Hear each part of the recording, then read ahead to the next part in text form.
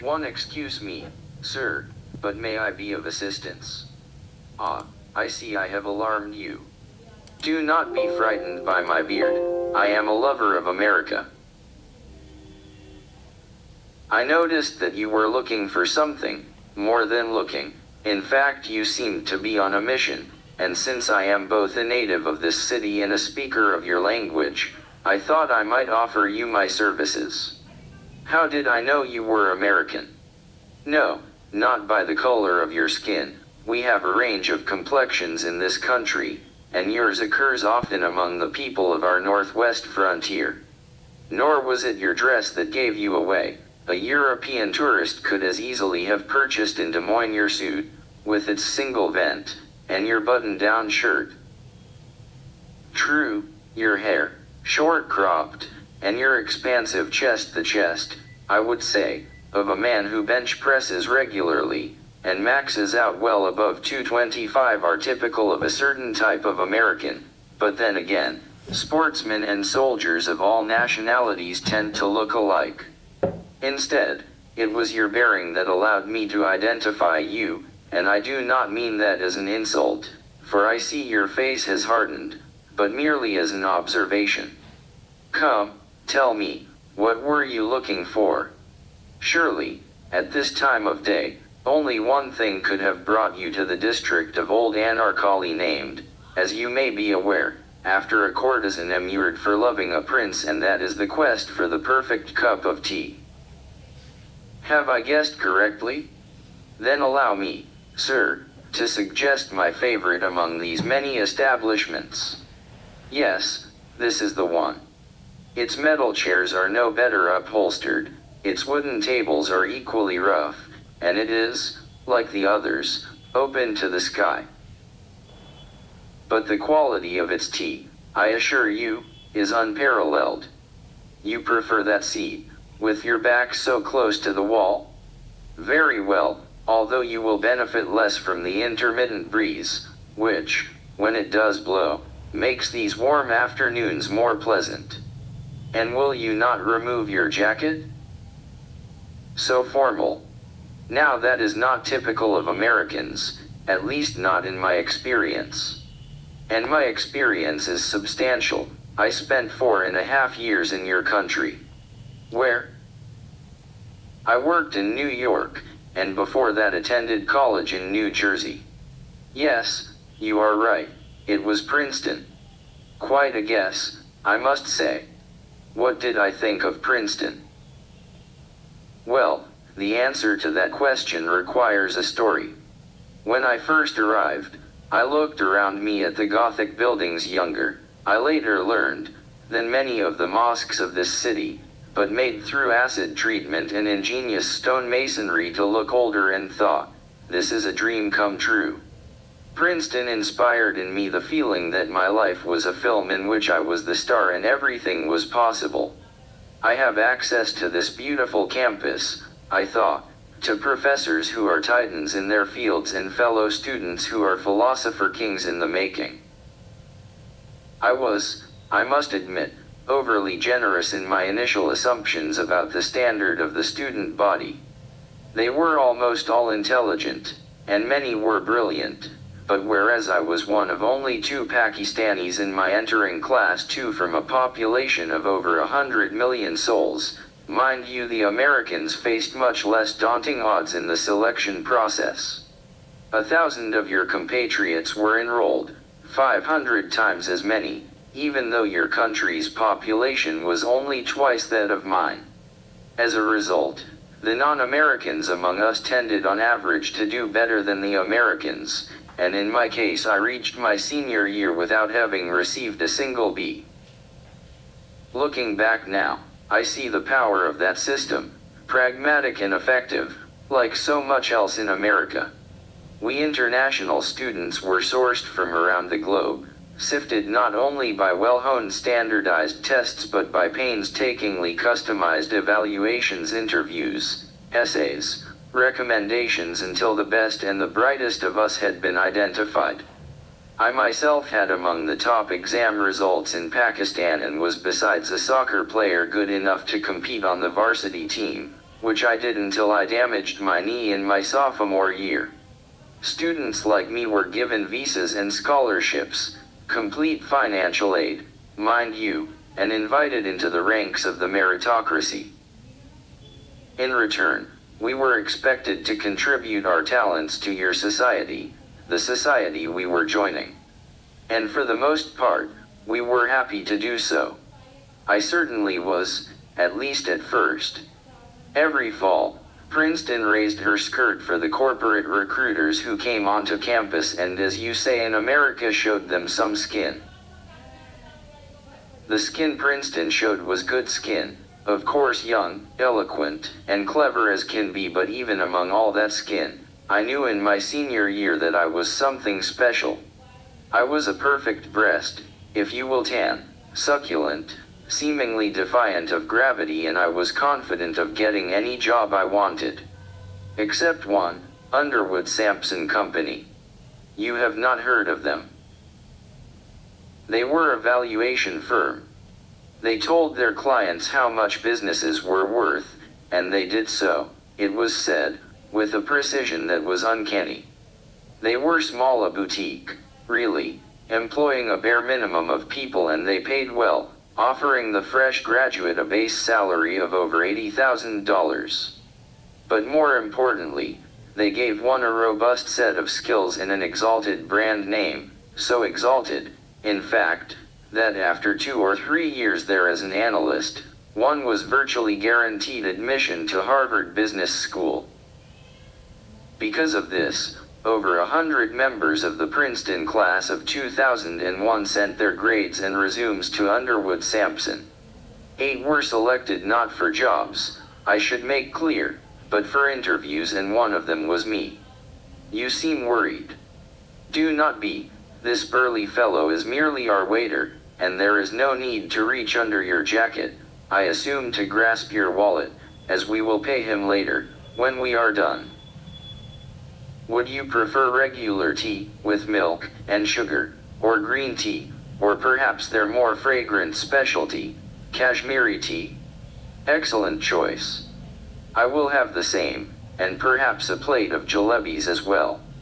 There. He has gone. I must admit, he is a rather intimidating chap. But irreproachably polite. You would have been surprised by the sweetness of his speech, if only you understood Urdu. Where were we? Ah yes, Underwood Samson. On the day of my interview, I was uncharacteristically nervous. They had sent a single interviewer, and he received us in a room at the Nassau Inn, an ordinary room, mind you, not a suite. They knew we were sufficiently impressed already. When my turn came, I entered, and found a man physically not unlike yourself. He, too, had the look of a seasoned army officer. Changes, he said, and I nodded, for that is indeed my name. Come on in and take a seat. His name was Jim, he told me, and I had precisely 50 minutes to convince him to offer me a job. Sell yourself, he said. What makes you special? I began with my transcript, pointing out that I was on track to graduate summa cum laude, that I had, as I have mentioned, yet to receive a single B. I'm sure you're smart, he said, but none of the people I'm talking to today has any BS. This, for me, was an unsettling revelation. I told him that I was tenacious, that after injuring my knee I had made it through physiotherapy in half the time the doctors expected, and while I could no longer play varsity soccer, I could once again run a mile in less than 6 minutes. That's good, he said, and for the first time it seemed to me I had made something of an impression on him, when he added, but what else? I fell silent. I am, as you can see, normally quite happy to chat, but in that moment I did not know what to say. I watched him watch me, trying to understand what he was looking for. He glanced down at my resume, which was lying between us on the table, and then back up again. His eyes were cold, a pale blue, and judgmental, not in the way that word is normally used, but in the sense of being professionally appraising, like a jeweler's when he inspects out of curiosity a diamond he intends neither to buy nor to sell. Finally, after some time had passed, it could not have been more than a minute, but it felt longer, he said, "Tell me something. Where are you from?" I said I was from Lahore, the second largest city of Pakistan, ancient capital of the Punjab, home to nearly as many people as New York, layered like a sedimentary plain with the accreted history of invaders from the Aryans to the Mongols to the British. He merely nodded. Then he said, "And are you on financial aid?" I did not answer him at once. I knew there were subjects interviewers were not permitted to broach religion, for example, and sexual orientation, and I suspected financial aid was one of these.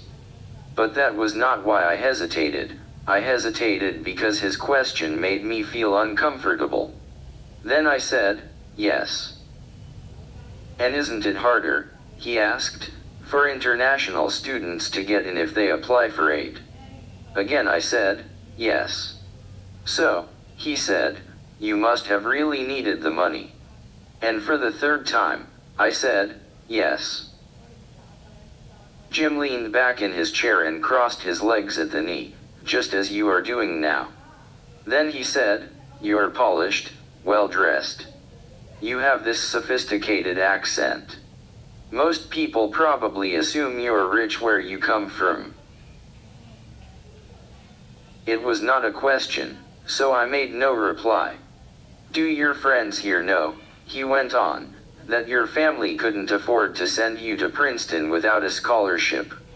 This was, as I have said, the most important of my interviews, and I knew moreover that I ought to remain calm, but I was getting annoyed, and I had had enough of this line of questioning.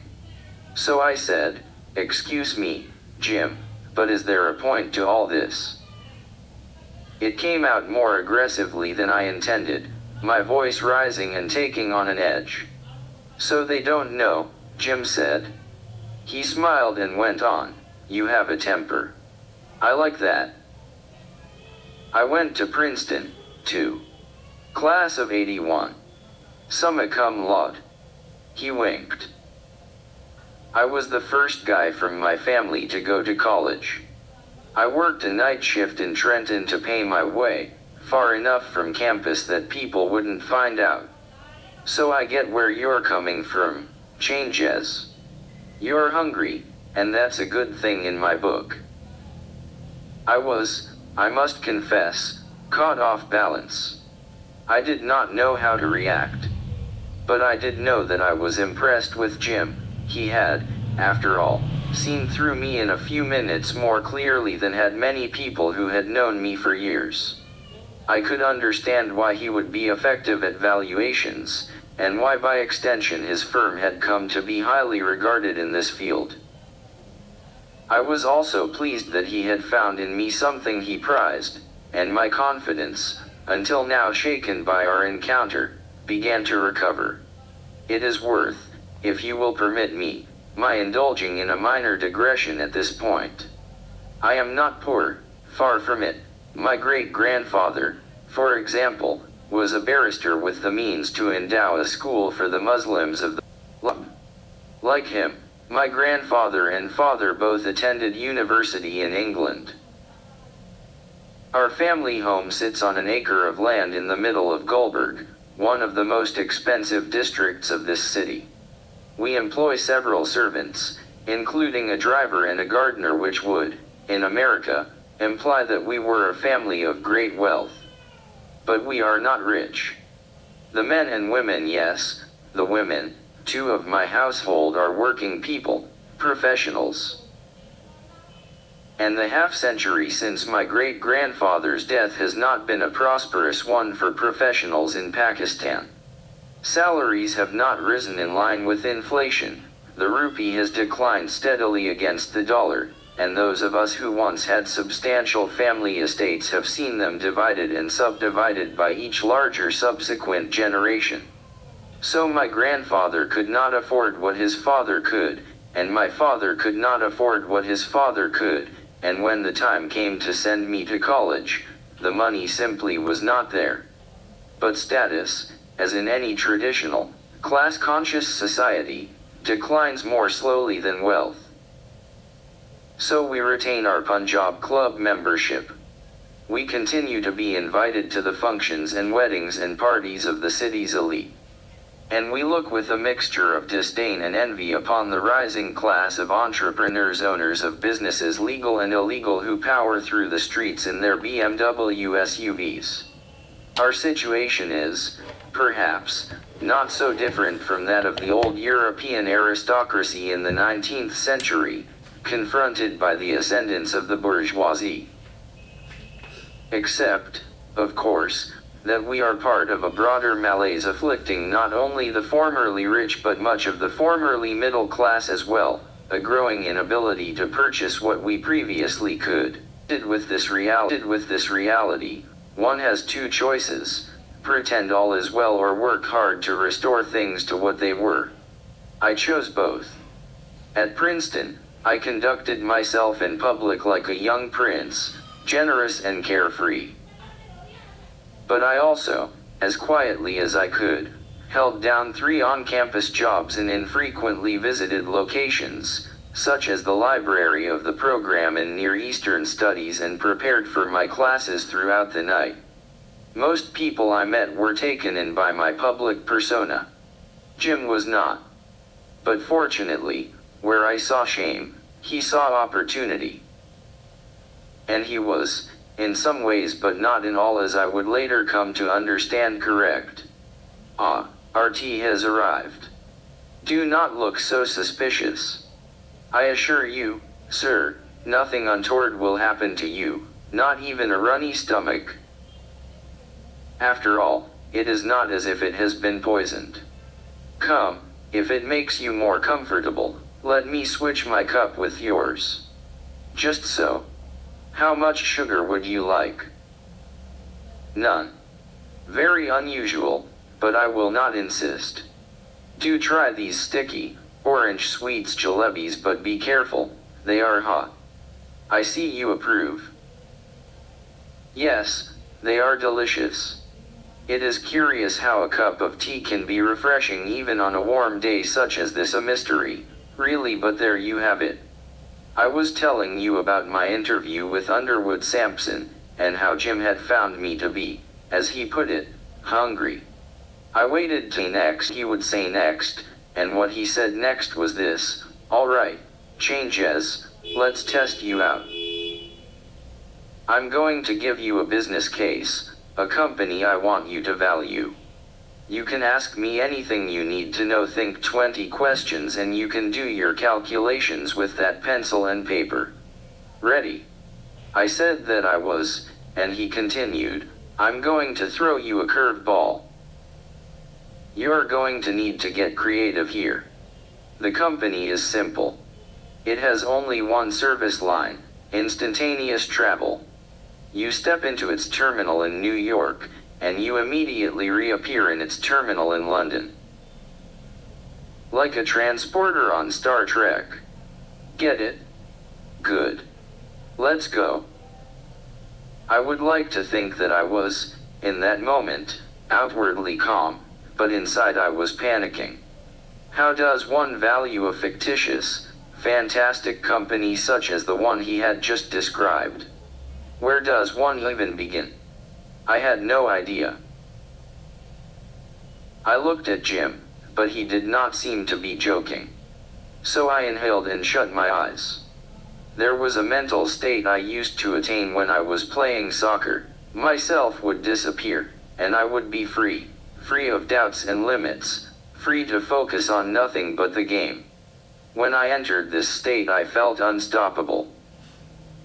Sufi mystics and Zen masters would, I suspect, understand the feeling. Possibly, ancient warriors did something similar before they went into battle, ritualistically accepting their impending death so they could function unencumbered by fear. I entered this state in the interview. My essence was focused on finding my way through the case. I started by asking questions to understand the technology, how scalable it was, how reliable, how safe.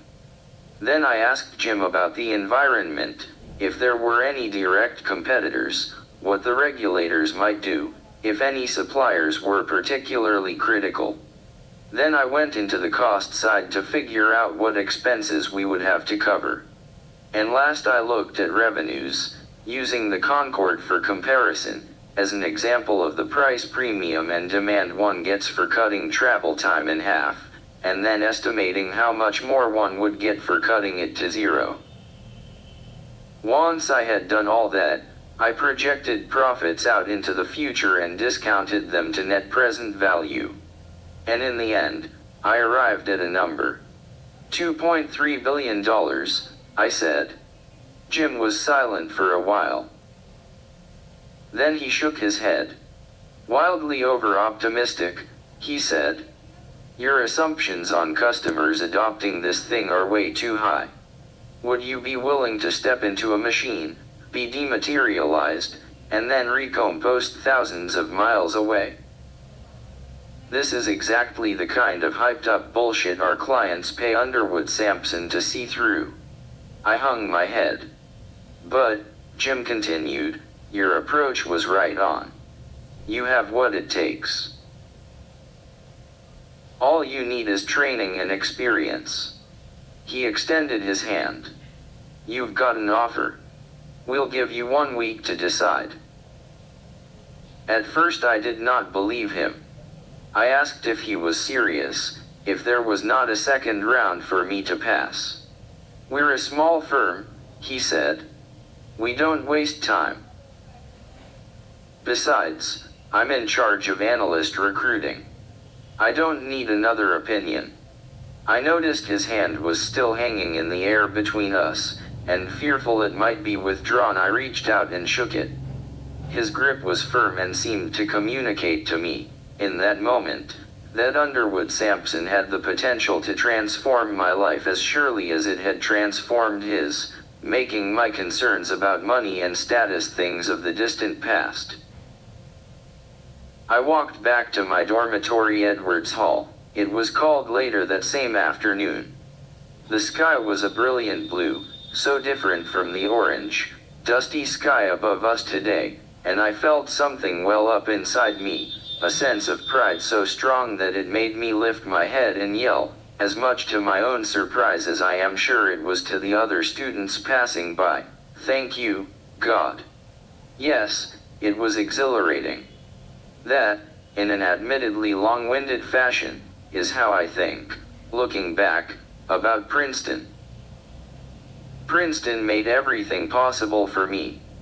But it did not, could not, make me forget such things as how much I enjoy the tea in this, the city of my birth, steeped long enough to acquire a rich, dark color, and made creamy with fresh, full-fat milk. It is excellent, no? I see you have finished yours. Allow me to pour you another cup.